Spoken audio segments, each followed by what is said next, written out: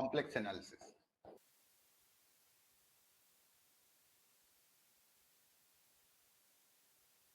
So last time actually I asked you to prove the Laplace equation in terms of polar coordinates, right? So polar coordinates actually, you know that this is x and this is y, and this is called as the Cartesian coordinate system. This is used to identify any random point on a plane. So xy is the plane. Now the same point actually can be identified with the polar coordinates as this is being the radial length r and this is being the angle, and this point is called as the pole, and the horizontal line is called as the initial line. That means these are actually overlapping two different coordinate systems. So as and when we talk about any polar coordinate system, so you always have to talk about one as the initial line and one particular point as the pole, and this is the initial line and this point is pole. So this you can select at your own interest, and from this actually by taking this point and this line as the reference. So here actually we take this point as the origin 0, 0 as the reference. X value is 0 and y value is also 0 there, and that point we treat as the origin. And in this particular polar coordinate system, one line and one point is taken as the reference, not both as the points, the way we have taken Cartesian coordinates. Now in this case actually the initial line is a reference line to measure the angle, and this point is the initial point to measure the length of the radian. So that means if you want to identify this particular point on this entire plane, you need to specify two different values. One value is actually the angle from the initial line theta. This line is taken as the reference and this angle is theta and this length is called as r. So this way of representation is called as the polar coordinates.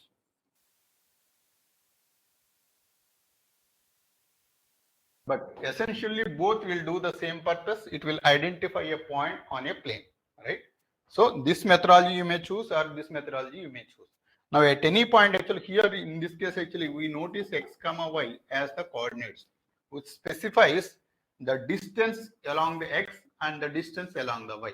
So x is this length and y is this length, together actually will make this particular point. So with respect to this origin, if I state 3, 4 as x comma y, then you will be able to understand along the line I need to go in the direction of x for a length of 3, and along the line of y I need to go for a length of 4. Then actually I will reach this point. The same information can be conveyed in this way also. Take an angle of 30 degrees and travel your distance of 10 meters, you will be able to reach that point. So this way also you can express the same thing. So that's why actually this point coordinates are r comma theta. But theta needs to be measured from the initial line and r needs to be measured from the radial or from this particular initial point, which is called as the pole, right? Now actually the same information can be conveyed in this way or this way, that is up to you. Earlier actually the Cauchy-Riemann equations we proved in terms of x and y, and those are the Cauchy-Riemann equations. Actually I proved that dou u by dou x is equal to dou v by dou y, and another is dou u by dou y is equal to minus of dou v by dou x. So these are the Cauchy-Riemann equations actually we proved in terms of the Cartesian coordinates. The same thing actually we can prove this as well. Now here actually z is represented as x plus iy, where I is the imaginary direction. Now here in the case of polar coordinates, the way we represent the z is, so this point actually can still be represented in the polar coordinates, but this has to be the function of r comma theta. Now here actually we have got the x and y values, hence actually we could able to express x plus iy. Now here actually if I wanted to express the complex number in terms of r comma theta, then the methodology what we do is, let us overlap this polar coordinate system on the Cartesian coordinates and then identify this r value, which is equal to x square plus y square under root, because this is being a right angle triangle and this length is equal to x and this length is y, and obviously this hypotenuse will be the square root of x square plus y square. So this value is nothing but square root of x square plus y square, And this angle theta can be treated as theta is equal to tan inverse of y by x. So because tan theta is equal to y divided by x. Obviously theta is equal to tan inverse of y by x. And then actually from the Euler's equation, we know that e power I theta is equal to cos theta plus I sin theta.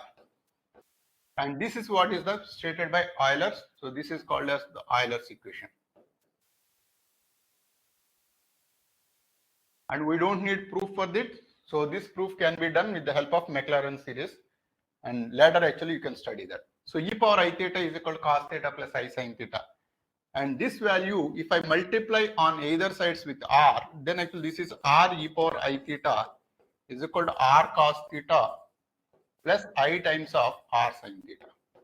Now why I multiplied with r is, now if I want to convert the Cartesian coordinates to polar or polar to Cartesian, so polar, so here actually Cartesian values, if you know x and y values, I could able to find the value of r and theta based on the xy values. Suppose actually if I know the r value and if I know the theta value, then actually I can convert the polar coordinates into the Cartesian coordinates by taking this r and theta being the known values. This x value is going to be of r cos theta and this y value is going to be of r sin theta. So x is equal to r cos theta and this is x and this is plus iy. So x is equal to r cos theta and y is equal to r sin theta.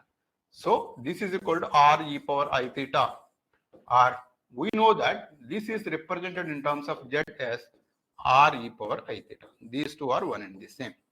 That means in polar coordinates, a complex number can be represented as r e power I theta. So this is the base understanding. These are all the background that you need to be there. So before actually even starting this particular problem. So now actually this is r e power I theta is equal to z, and the same thing is equal to x plus iy. And now actually we try proving this equation, that is the Cauchy-Riemann equations, we can identify in terms of the polar coordinates as, so z is equal to u plus, sorry, z is equal to x plus iy is equal to r e power I theta. And then w can be expressed as u plus iv, where u is a function of x comma y plus v is a function of x comma y. And this can be expressed as f of z. And this is the w value, or this is, so f of r e power I theta. Right?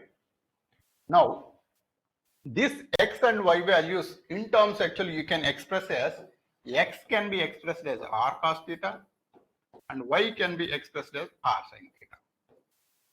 That means u can even be expressed as u is equal to a function of r comma theta plus I times of v is also a function of r comma theta, because x is equal to r cos theta and y is equal to r sin theta, and u is a function of x comma y, or this can be expressed as u of r cos theta and r sin theta, or in general both are involving the same parameters. This can be expressed as r comma theta as a function. Similarly, same is the case actually even for v also you can express as r comma theta. That means, so this can be expressed as f of r e power I theta. Now actually, as it is a function of r comma theta on either sides, you can apply the derivative with respect to r and with respect to theta, because those are the only two variables that are involved in this. So this is dou u by dou r plus I times of dou v by dou r is equal to, so this is f dash of r e power I theta. And then as you are doing the derivative with respect to r, the inner function, if you take the derivative, theta needs to be considered as constant because you are doing the derivative partially with respect to r. Then this is going to be of e power I theta. So f dash of r e power I theta into e power I theta is the derivative. And then actually the same function, if I take the derivative with respect to theta, dou u by dou theta plus I times of dou v by dou theta. And this thing needs to be differentiated with respect to theta. Hence, actually, this is going to be of f dash of r e power I theta. Then r e power I theta, you need to take the derivative again. So hence this is r e power I theta into I. I hope you understood this. So here actually, when you are doing the derivative with respect to r, actually e power I theta is only coming because r e power I theta derivative with respect to r. That is dou by dou r of r e power I theta, and e power I theta is a constant, it will come out automatically. So dou r by dou r is equal to 1. So this is e power I theta. So that's the reason actually we kept e power I theta here. But in the second case, so when you are doing the derivative with respect to theta, dou by dou theta r e power I theta. Now r being a constant, it will come out. And then actually e power I theta derivative with respect to theta. E power I theta derivative is e power I theta, and derivative of I theta with respect to theta is I. So r into I into e power I theta will come. So now actually the above equation, so in this actually, if I take Ri and then whatever is left over is f dash of r e power I theta into e power I theta, and this is exactly what it is.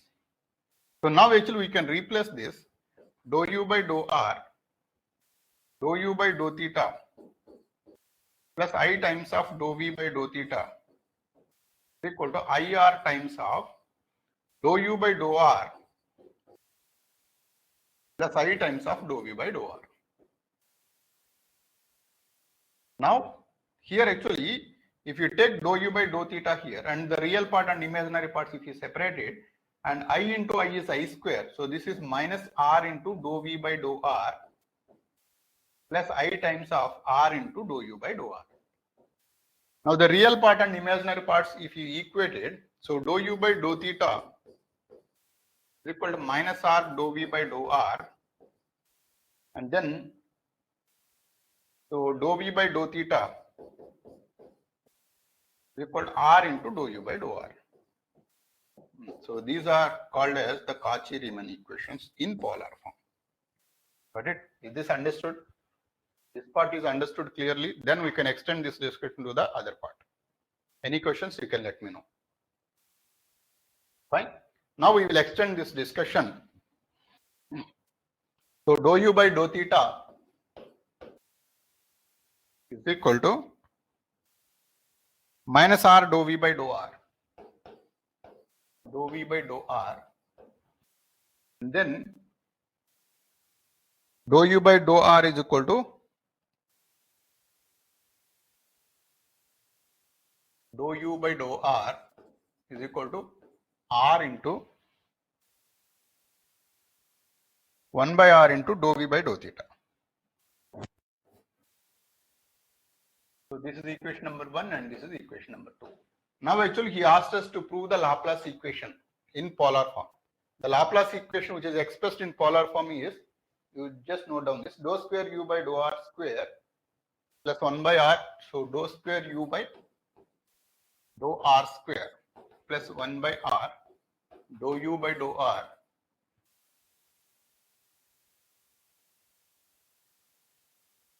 plus 1 by r square dou square u by dou theta square.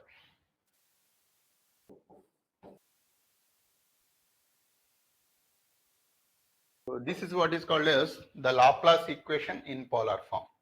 Now this actually you can express this as del square u is equal to 0, where u is a function of r comma theta, and this is called as the Laplace equation.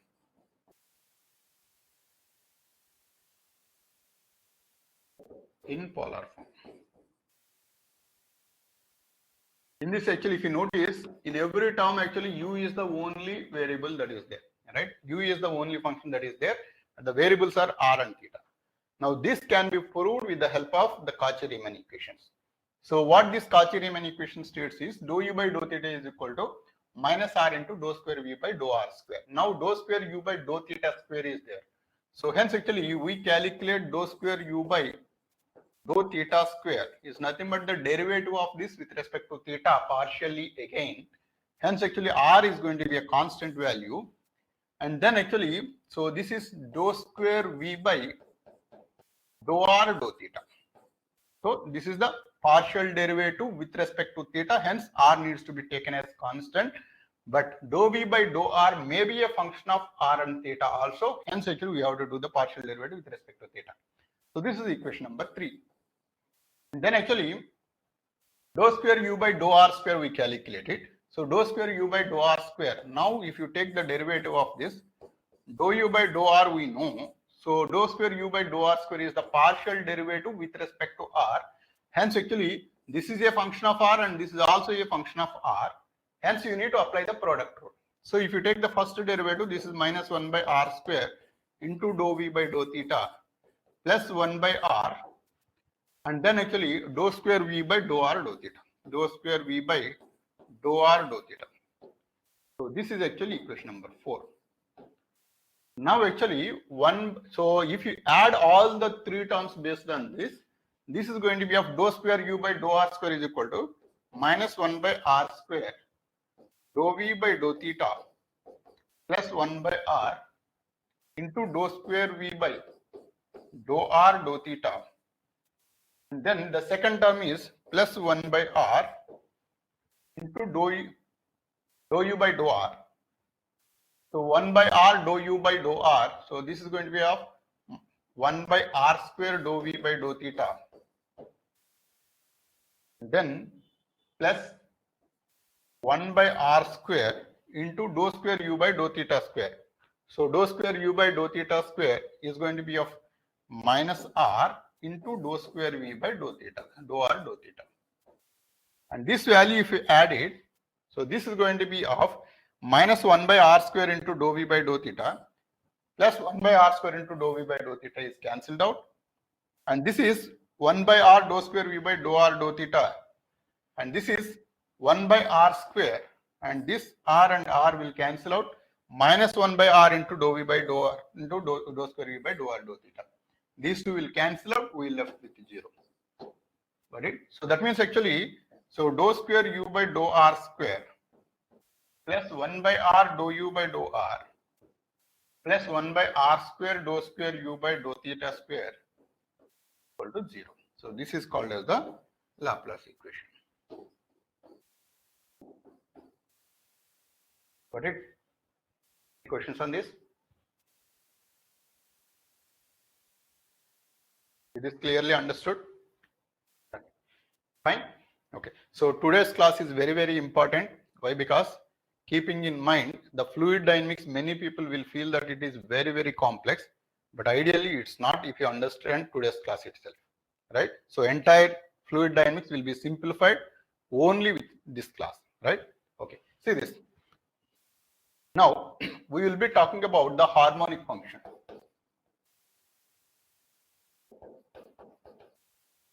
Now a function is said to be harmonic function provided if it satisfies the Laplace equation. So a function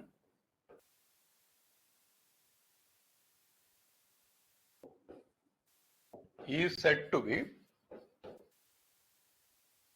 harmonic function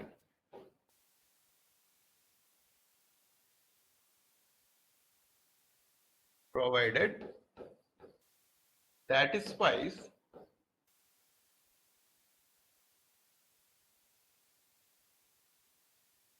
the Laplace equation.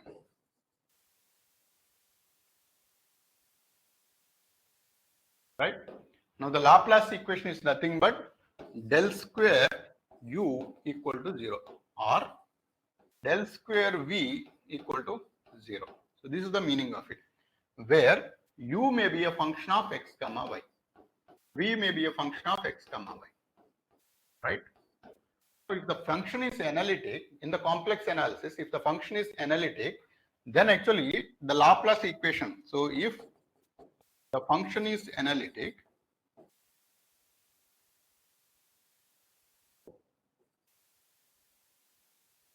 then both the real and imaginary parts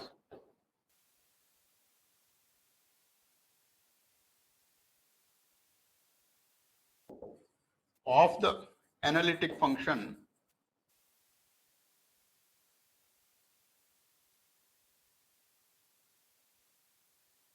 satisfies the Laplace equation.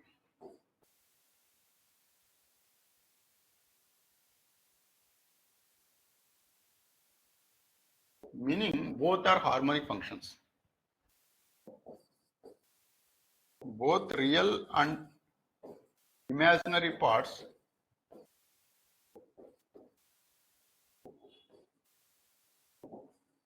of analytic function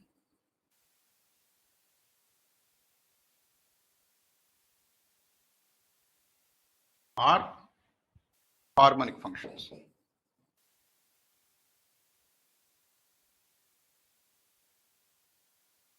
Right? So this is called as the harmonic function. Now here actually these two forms the orthogonal system. So why it forms the orthogonal system is, now based on the Cauchy-Riemann equations actually we prove that this forms the orthogonal system. How it is going to be? Let us see this. Here actually let us say u is the real part of the complex function. So w is equal to u of x comma y plus I times of v of x comma y. And this is a complex function usually represented with f of z. Right? So u of x comma y plus I times of v of y by x. Now if you take the derivative of this for any function, if it involves multiple variables, the way we do the partial derivative is, suppose actually u is a function of x comma y, then actually you will be defining dou u by dou x. Dou u by dou x is nothing but treat everything y as constant, and then actually you take the derivative with respect to x alone. That is the meaning of the partial derivative here. If you take the derivative with respect to y, then actually, so this is dou u by dou y, and here actually x kept constant. Now actually, what if you want to find out the total derivative? The meaning of total derivative is, so whenever there is a function that involves multiple variables, suppose actually we take the family example. Now in a family, so father is there, mother is there, and two kids are there. Now father decision depends on all the people involved in that particular family. So that is, so he considers wife, and he considers the daughter, and he considers the son. And all the three people actually combined, if they say, then actually there is some kind of decision that is going to be taken by the father. Now here actually, if father is a function of x, y, and z, now if there is a change in x, meaning if mother only changes and these two people are kept quiet, now there is one kind of change that is expected based on the relation between the father and this particular wife. And then actually, so this is what is treated as dou f by dou x. And then actually, if you take the derivative with respect to y, meaning, suppose actually if son is the only person, actually he is behaving differently, let us say. Obviously, father's behavior also will be changing because actually he is the son. So there is a relation that is going to be associated by father to the son. So obviously, this change is treated as dou f by dou y. The father's change is treated as dou f by dou y. Similarly, daughter also actually has the relation with the father. Hence, actually, if there is a change in daughter's behavior, there will be a change in the father's behavior. Now, that is called as dou f by dou z. Now, actually, in this particular case, we are considering everybody is there in the family, and at any instant, actually, we were considering the change of only one person's behavior there. And correspondingly, this f change actually we are observing. Now, suppose if all the people are actually simultaneously changing, so all the three people are actually simultaneously changing, then obviously there is an expected change in the father's behavior that is corresponding to all the changes together. Now, how do we calculate that value? And that is what is defined as df by, so just actually we define df. Now here actually why we define df is, we don't consider df by dx or dy or dz, but rather actually we do consider df by dt. So now the concept of the parametric form of the equation comes into picture. Now here actually, if the father's behavior needs to be analyzed, now each and every individual person's behavior needs to be expressed in some other variable. That is, so x is expressed in terms of t, y is expressed in terms of t, and z is expressed in terms of t. Now actually, if there is a change in t, obviously there is a change in z, there is a change in y, and there is a change in x. And as there are changes in all the three variables, obviously you are expecting a change in f. So that is the meaning of finding out the total derivative with respect to some other variable. Now, the methodology of finding out the total derivative for any function which is involving more than one variable is, so that is dou f by, so here actually there are two different variables in this case. In this case actually if you take three different variables, what we do is we take the partial derivative with respect to that and then actually the total derivative of that variable. That is dou f by dou x, and this is the partial derivative into dx by dt, plus dou f by dou y into dy by dt, plus dou f by dou z into dz by dt. So d is the total derivative because z is the function of t alone and y is the function of t alone and x is the function of t alone. This is the df by dt value. Got it? So this is how actually you will find out the total derivative of any function with the help of the partial derivatives when there are multiple variables that are involved. Now, based on this understanding, for this actually if you want to find out now let it be t actually equal to x itself, let us say. That can also be there. That means actually y is expressed in terms of x and z is also expressed in terms of x. Then actually this total derivative is going to be of df by dx is equal to dou f by dou x into dx by dx plus dou f by dou y into dy by dx because y is expressed in terms of x, and dou f by dou z into dz by dx. So here this dx will cancel, right? Now this is how actually you are able to find out the total derivative of the function f with respect to the variable that is available within that itself. Now coming back to our discussion, and this is how actually we apply the partial derivatives to find out the total derivative. Now in this particular case, you are interested in identifying the total derivative. So this is a planar curve. So this is a planar curve. So obviously a function which is involving x and y alone, it is always a planar curve or it may be a surface, but it won't be a space curve. Now here actually if you take the total derivative of this, so du by, so this is if I take the derivative with respect to x, then u is equal to x comma y is equal to c.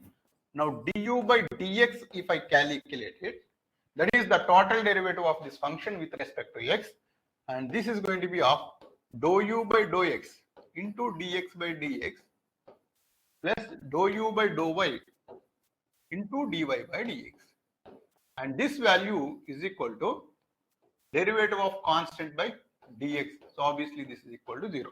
That means du by dx is equal to 0 because the function value is equal to constant. And then actually from this dx will cancel out. We know that dou u by dou x plus dou u by dou y into dy by dx is equal to 0. Then from this actually dy by dx is equal to minus of dou u by dou x divided by dou u by dou y. So this represents the slope of the curve.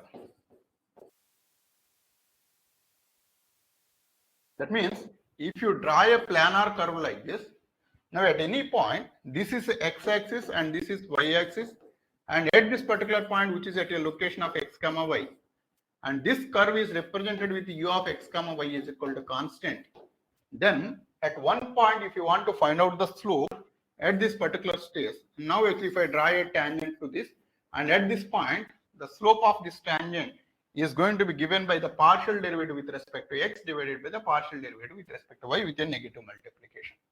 And this is what is the curve. And then actually, you take the other function, that is v of x comma y is equal to constant, and try to find out the slope. Let us call this slope as m1, and then actually v of x comma y is equal to constant. And if you again take the derivative of this particular function exactly in the similar manner, then dy by dx, now this is going to be the slope of the other curve M2 at any point is going to be given by, so minus of dou v by dou x divided by dou v by dou y. And this is the slope of the curve, which is going to be given by v of x comma y is equal to constant. So this slope is m1 and this slope is m2.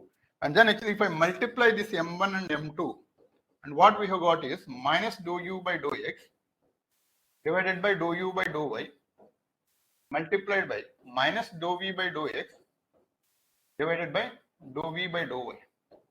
Now if you apply the Cauchy-Riemann equations, and then so everything actually convert in terms of u, then actually this is going to be of minus dou u by dou x divided by dou u by dou y multiplied by minus 1 into, so dou v by dou x can be replaced with minus of dou u by dou y. So this is minus of dou u by dou y. And then actually dou v by dou y can be replaced with dou u by dou x. So dou u by dou x. Now this minus minus will be plus, and dou u by dou y and dou u by dou y will cancel out. Dou u by dou x and dou u by dou y will cancel out. We left with minus 1. So this is going to be of minus 1. That means here actually m1, m2, which are nothing but the slope of u and the slope of v. So here actually the product of the slopes of these two curves is coming out to be minus 1, which means the real and imaginary parts of an analytic function will always forms the orthogonal system of the curves. That means, so if this is the u function, obviously there will be one more function like this, which is exactly perpendicular at this particular stage. That means at every point for different families of the curves, that is u is a family of the curve and v is another family of the curve, which is exactly orthogonal to this particular one. So that means the system of u of x comma y is equal to constant and v of x comma y is equal to constant. These two will always forms orthogonal system. So this always forms the orthogonal system. This brings all the applications of the flow problems and the field problems, right? So this is the only thing actually that brings all the applications.